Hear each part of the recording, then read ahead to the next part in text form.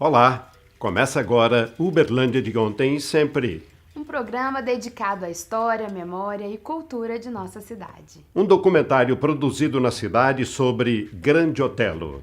O título do Celcices desta semana é O Poder é Afrodisíaco. Uma coleção que virou exposição e depois foi doada. No Papo Gerais, a terceira parte da entrevista com Rondon Pacheco. Mais história, memória e cultura de nossa cidade. Fique com a gente, o Uberlândia de ontem sempre está só começando. Não é o passado que fascina, é o que não passa. O que permanece é a história e a memória e a história, paixão pela nossa terra.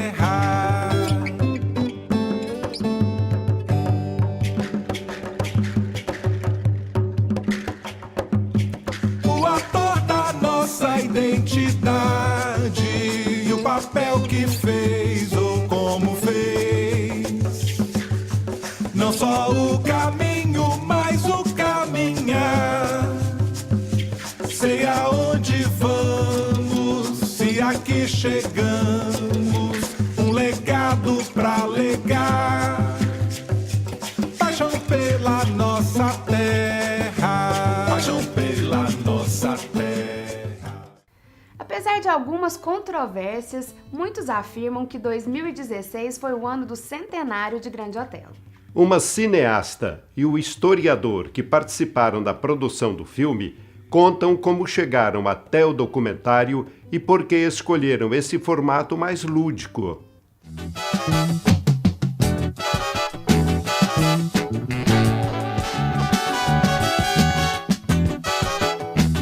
Eu sou de outra região, eu sou do Vale do Jequitinhonha e vim estudar em Uberlândia. E na tese do doutorado do Nilton tem uma página que fala sobre o Grande Otelo e o racismo e o preconceito. Então aquilo me despertou o interesse para tentar entender que cidade era essa e que lugar que eu estava por meio da trajetória do Grande Otelo. E aí eu comecei a pesquisar. Foi quando eu percebi que no país não havia pesquisa nenhuma, assim, nas instituições, nos meios de comunicação. Eu falei, gente, mas por que não há pesquisa sobre a experiência desse sujeito, mas que os meios de comunicação diz que é o ator mais reconhecido e mais consagrado do século XX? Eu falei, então é uma contradição.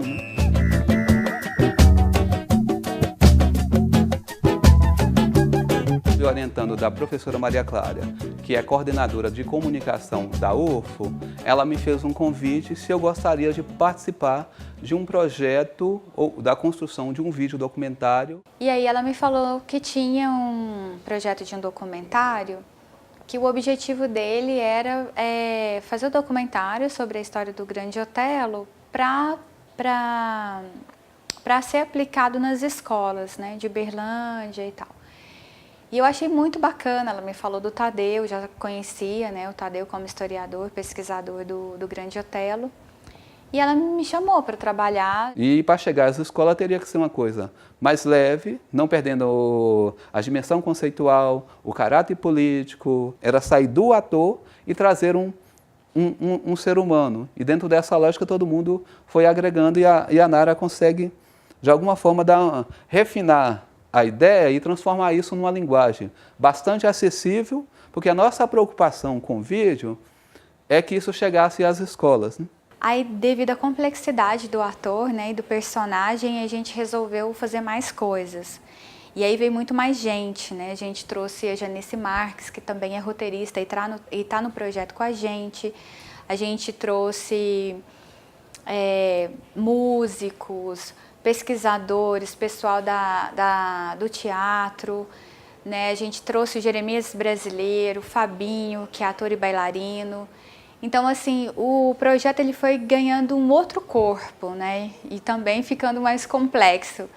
E tudo assim, eu digo que esse documentário, De Grande Otelo para Sebastião, né, que ele sai dessa esfera do ator e vai para o sujeito, ele foi abarcando um monte de pessoas que foi se identificando com o projeto e se doando.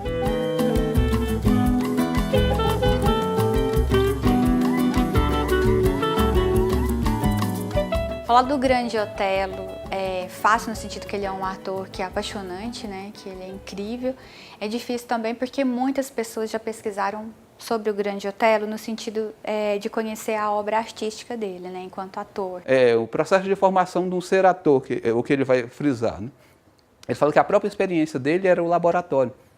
Então a experiência que ele tem aqui em Uberlândia, no Circo de Cavalim, na Estação Mogiana, na rua, no prostíbulo da Maria Cobra, que é onde ele se descobre e se faz artista, dançando o machixe. Então ele vai agregando todas essas experiências de São Paulo, as companhias negras de revista, a aproximação com o rádio. Então isso vai sendo, vai agregando elementos que possibilita ele tornar-se um ator completo, né? Ele está dizendo assim, para além de todo esse arcabouço, eu sou um ser humano. Então a gente foi buscar lá no dadaísmo, que é uma linguagem artística que ela é toda recortada, ela vem com coisas imperfeitas, né, que não tem aquela linha linear, bonitinha, certinha. A gente foi beber no dadaísmo para dar uma luz assim, para a gente em termos de arte, para construir esse documentário. Então o documentário ele é todo recortado. Até porque a vida do Grande Otelo também ela é cheia de recortes, de emendas, né? Nada é bonitinho, certinho.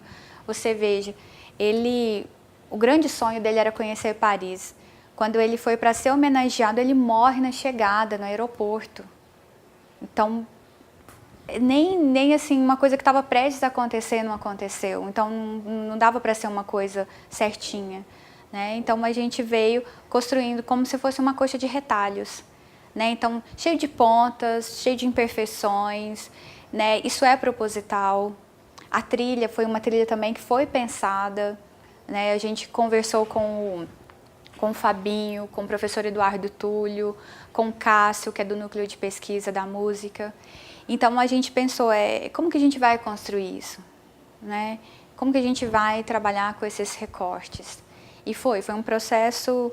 O documentário de Grande Otelo para Sebastião foi um processo coletivo, sabe, de construção coletiva.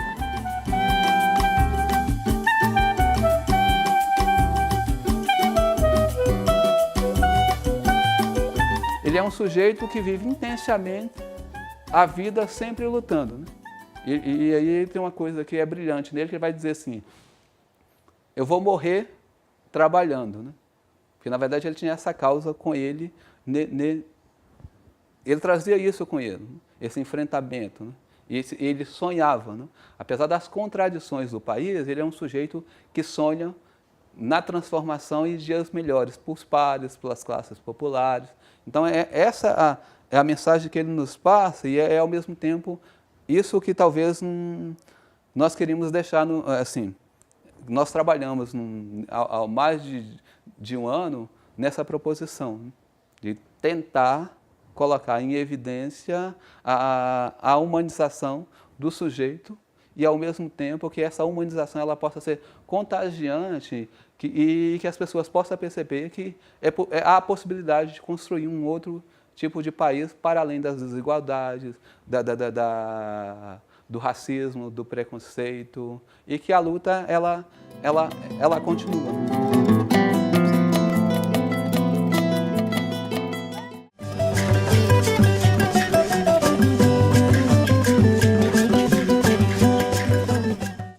Algar é um grupo empresarial fundado em 1929. Hoje atua nos setores de tecnologia da informação e comunicação, agronegócios, serviços e turismo.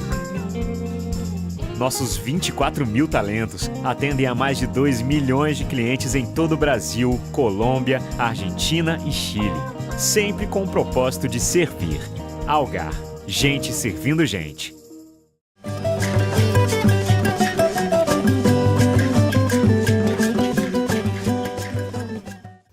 Paulo, achei estranho o tema do Celcices. Pois é, vamos tentar entender o que o Celso quer passar com O Poder é Afrodisíaco. Olá! Também, como todo brasileiro, fico pensando o que passa na cabeça dos políticos. Agora apareceu uma luz para, pelo menos, a gente tentar entender.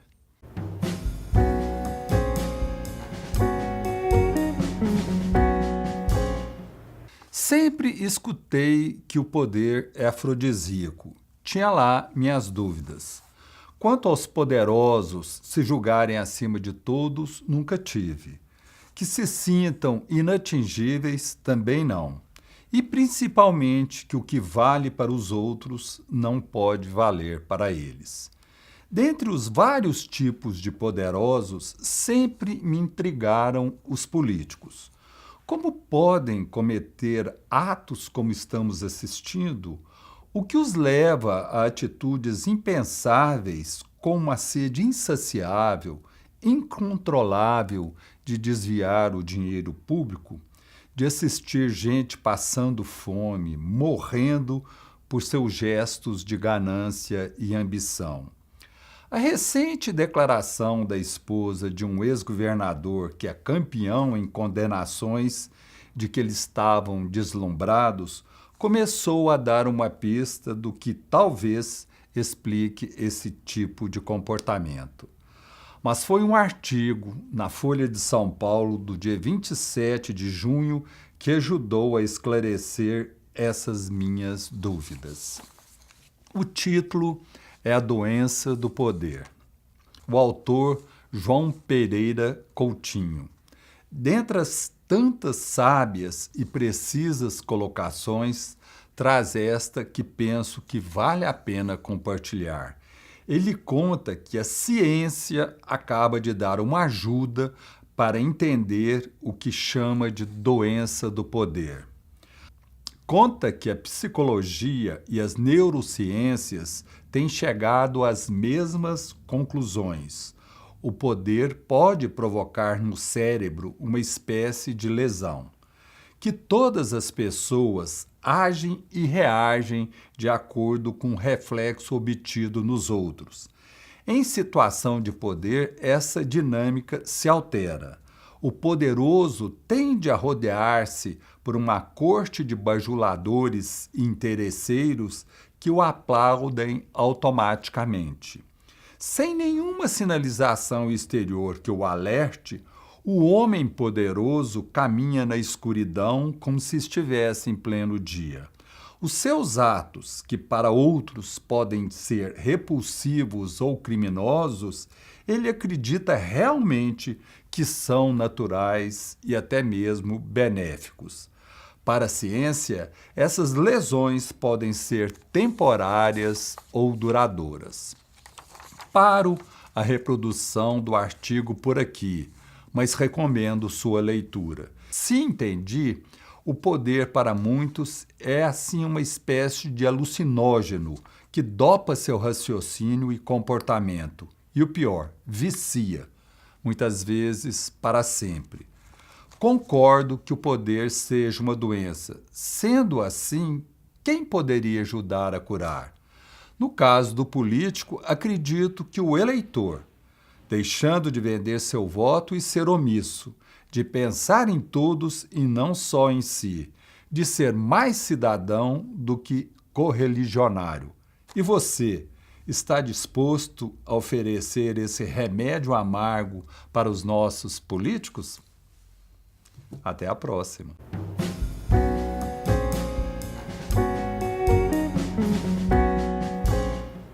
Uma paixão que virou coleção, deu origem a uma exposição e no seu último dia foi doada ao público. Bem diferente, não é mesmo? Vamos entender melhor relembrando a matéria gravada com o colecionador Ludi Laurens.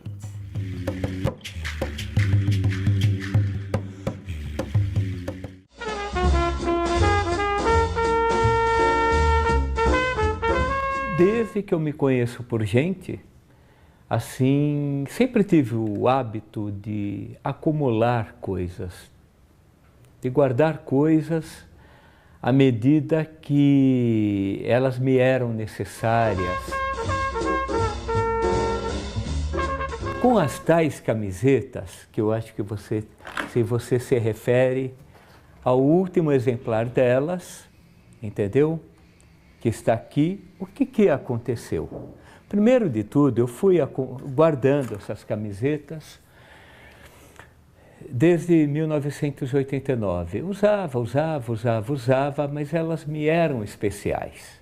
Eu não queria, assim, simplesmente passar para frente essas camisetas. Eu não tive dúvida, eu falei, eu vou fazer alguma coisa com essas camisetas. E aí me veio na lembrança uma poesia da Yoko Ono, de um livro dela chamado Grapefruit, uma poesia de 1963, e que a poesia chama-se Hall de Roupas. A poesia é esta, eu vou ler para você. Para divertir suas visitas, traga seu rol de roupas sujas do dia e explique a elas sobre cada uma, como e quando ficaram sujas e por quê, etc. Falei, eu já sei o que eu vou fazer. Eu vou pegar essas camisetas e vou pensar como eu adquiri essas camisetas e pensar na questão urbana, né? Claro, acho que a gente veste uma roupa, é um estilo, você, de certa maneira, você ganha a rua, a gente percebe uma moda de rua e tudo mais. E aí eu tive essa ideia, sabe, né, de pegar então um torso, né, de manequim e colocar a camiseta com uma etiqueta, como se fosse uma etiqueta de loja, né, branco e preto. Então, de um lado, eram 10 camisetas, tá? Então, a minha proposta na exposição era essa. Essas 10 camisetas que estavam guardadas longe do alcance dos meus olhos, eu não conseguia doá-las ou algo semelhante. Precisava fazer algo com elas que tivesse a ver com um ato de celebração, de imolação ou de contemplação, providencial. Chegou a hora. Chegou. A partir de 2 referências artísticas, Yoko Ono e um outro artista europeu chamado Robert Armand. Eu as trouxe aqui a serem exibidas em meu torso imaginário. Se você, isso eu dialogando com quem estivesse vendo a exposição das 10 camisetas. Se você gostar desta, venha buscá-la gratuitamente na última hora do último dia da exposição Polisfônica, dia 23 de setembro de 2011.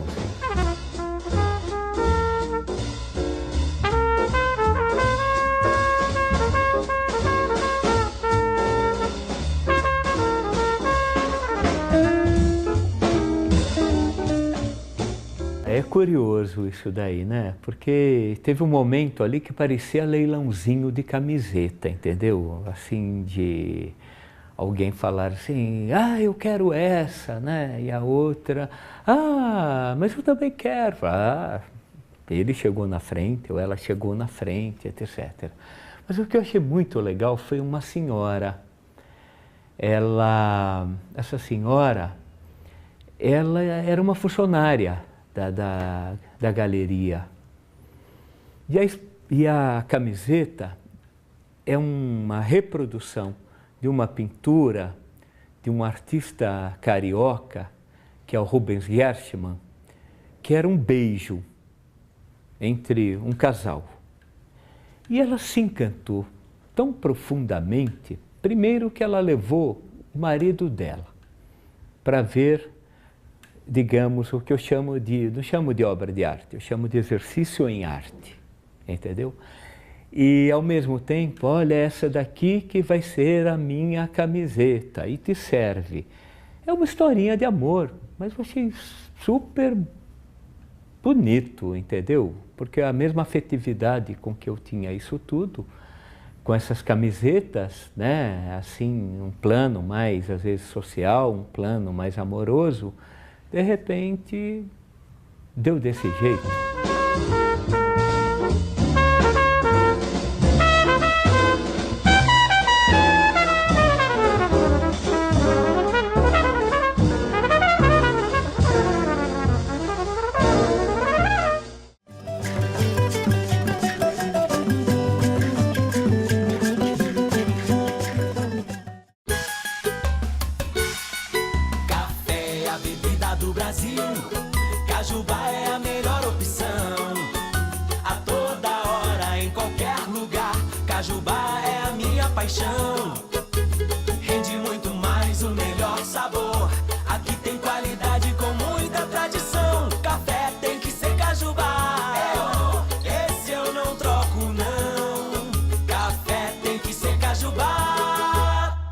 disfunções oculares podem afetar a visão de diferentes formas. É assim com a catarata, o ceratocone,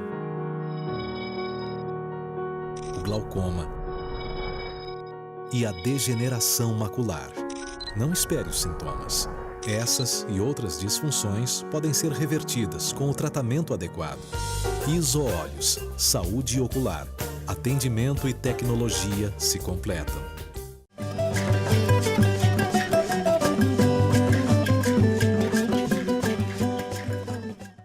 No Papo Gerais, a última parte da entrevista com o ex-governador Rondon Pacheco. Vamos relembrar um pouquinho do legado desse ilustre homem. A Constituinte brasileira surgiu nesse caldeirão efervescente. E aí volta o Getúlio, isso é que nós estávamos falando, que era o pacífico fazendeiro lá de São Borja, né? E onde tinha se exilado durante 5 anos lá, né? Cuidando do seu gado, dos seus cavalos, mas como tinha muito prestígio popular, foi lembrado, né? E veio o presidente da República, e veio para sofrer, porque quando ele sentiu que estava traído pelos próprios companheiros, né? Ele foi ao suicídio. Porque houve aquele atentado contra o Carlos Lacerda, né? Morreu aquele oficial da aeronáutica, o Major Vaz, né? Rubem Vaz.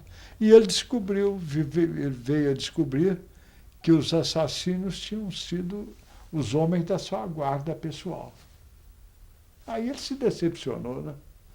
Falou, é um mar de lama que está aqui dentro. Foi a expressão dele. Né? E suicidou-se.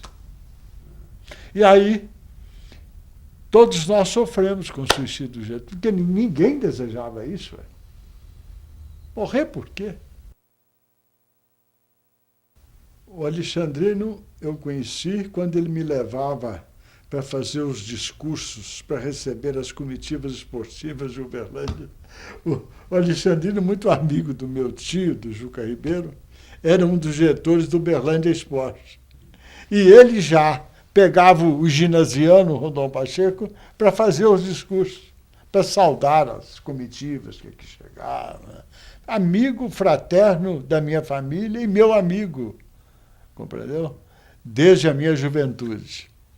Eu saía para fazer minha campanha eleitoral no Triângulo, encontrava o Alexandrino estendendo linhas telefônicas, ele pessoalmente com os empregados, vigiando a instalação dos postes de ferro aqui no Triângulo.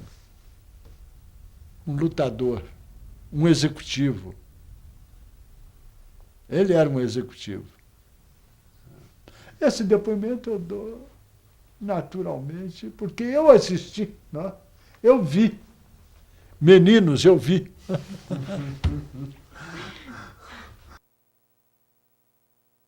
Eu tinha conhecimento. E o Cantife não me dava sossego também. Não era só Alexandrino, não, né? O Cantife era um homem que estava diariamente lá nos corredores da Câmara. Olha, doutor Rondon, se o Uberlândia perder essa central, o senhor não se reelege. Era um grande argumento, né? O senhor não se reelege, a frustração lá vai ser total. Falei, mas a minha responsabilidade não é tão grande assim, não, porque eu sou oposição. O governo aqui é que tem a maior responsabilidade. Eu fui lá no Ministério da Fazenda várias vezes e tal. Falei, Alexandrino, Elvio, Caparelli, senhor Aristides, a sua importação está liberada. Podem ir lá buscar. A nossa Uberlândia vai ter uma central telefônica. E, paralelamente, meu filho, a central era um acidente, porque Uberlândia estava estrangulada, era energia elétrica. Compreendeu? A Prada, que era a companhia proprietária da concessão municipal, com o crescimento da cidade, também não estava conseguindo acompanhar o desenvolvimento da cidade. O mesmo trabalho que eu tive que fazer para o Alexandrino, na central telefônica, eu tive que fazer para importar as turbinas da Prada, da usina local aqui. Compreendeu, né? E o mesmo trabalho que eles fizeram aqui, criando, constituindo a empresa telefônica, a CTBC, a Prada fez em nome próprio, conseguindo representantes aqui na estação comercial, o senhor José Rezende Ribeiro e outros, correndo o comércio, o Juquita Rezende, né? Que, correndo o comércio aí, arrumando novos acionistas para a Prada, e para comprar, para que Uberlândia tivesse aparelhada na sua usina hidrelétrica. Né?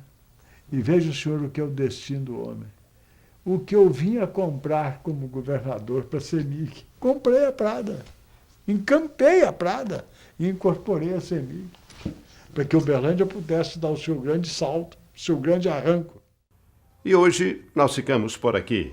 Acompanhe as nossas matérias através do site uberlandiadeontensempre.com.br. Ou envie as suas sugestões para o e-mail produção@uberlandiadeontensempre.com.br. E até o próximo programa. Se Deus quiser.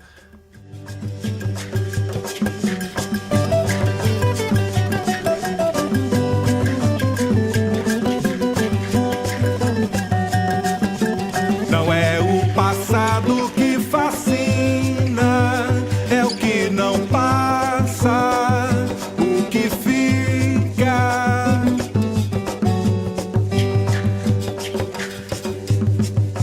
Se aqui nasceu inspiração,